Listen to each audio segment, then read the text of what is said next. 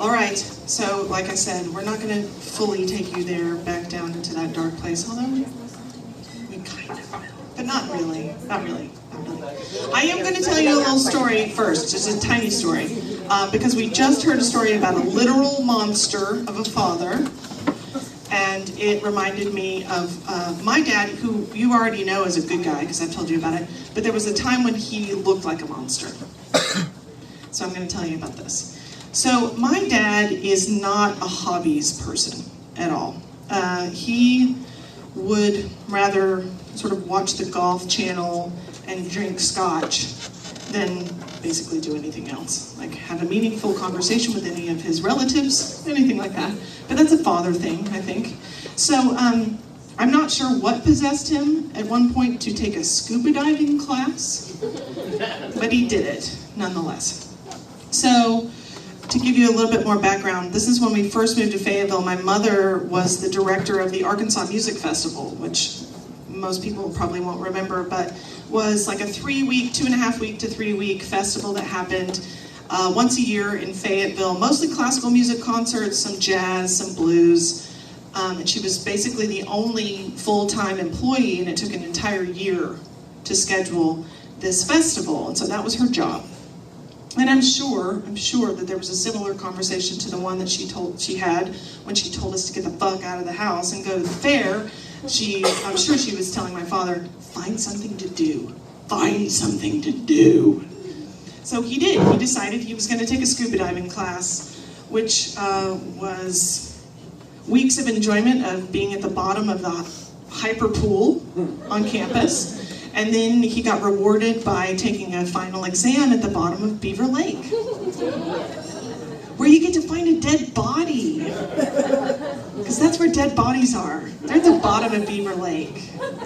Anybody that's drinking water, take a big old gulp of water right now. Because it comes from Beaver Lake. All right, so Dad's been swimming around the bottom of the hyper pool for a couple of weeks, and he's going to take his final test. And like my dad, this is very much like my dad, I'm sure he just didn't pay attention. He was just like, whatever. I was told to do this, I'm going to go do it. And he didn't really pay attention to his instruction. I don't think he really took it very seriously. So when he goes for his final exam at the bottom of Beaver Lake, he fucks up royally, and he does not equalize the pressure in his mask as he comes up from however deep where the dead bodies are in Beaver Lake, and his mask sucks onto his face. So we get a call that he's in the emergency room, and we have to go get him, and I'm riding with my brothers, who's probably like 15, 16 years old at this point, and we have to go get him because it's the night before the beginning of the Arkansas Music Festival. Yeah. So we go get him, and I remember in the car being pouty and being like, I'm missing Nick at night. And my brother's like, you should be thinking about your dad. He could be in really bad shape. Whatever. Today's special was going to be like really good today. So I didn't care. So we get him, and it's like, oh my God. So when your mask sucks onto your face, it breaks all the blood vessels in your face and also in your eyeballs. So the whites of his eyes are blood red. And he's kind of bruised, although it got worse.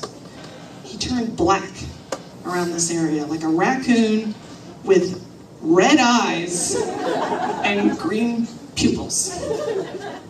So we take him home, and my mom's just like, oh, yeah, of course, Jesus, you're fucking worthless.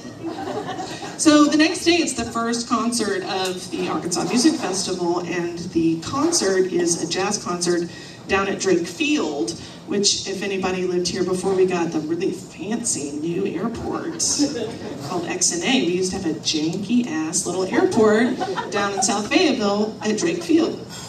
And so it's in their hangar, and it's going to be a jazz concert. And the reason that I know this story is true is because when I first started working at KUAF, my coworker, Robert Ginsberg, who's the jazz programmer, was like, huh, tell you this story about your dad. All right, so Robert's in charge of the jazz concert. And my dad has been given the task of going to Show Enough Barbecue to pick up the barbecue catering for the concert. So this is another old school Fayetteville landmark, if people know. Show Enough Barbecue was down below the old courthouse, sort of in the dip, what we call the holler. So, all right, so Dad's been sent to go get the barbecue, and he looks like a demon. He looks like a fucking demon. He's 6'2", he's a gentle giant, except for he has demon eyes. So he's been sent to get the barbecue, and he just doesn't come back. He's not coming back. It's not happening. Like, no catering is being delivered. And this is before we had cell phones. This is the dark ages. And so nobody knows what's happened to my father. Robert Ginsburg has to go to Show Enough Barbecue to find out where the hell my dad is. And he sees him sitting on the curb, which is also another very dad thing to do, because this is what happened. He walks up and he's like, Jim, what's going on? And my dad is like, I went in to get the barbecue and nobody would look me in the face. No, like, people just are not gonna acknowledge him. They're like, they look at him, they're like, oh, fuck no. No. Don't look at him, he'll leave. So we went outside and he sat on the curb and waited.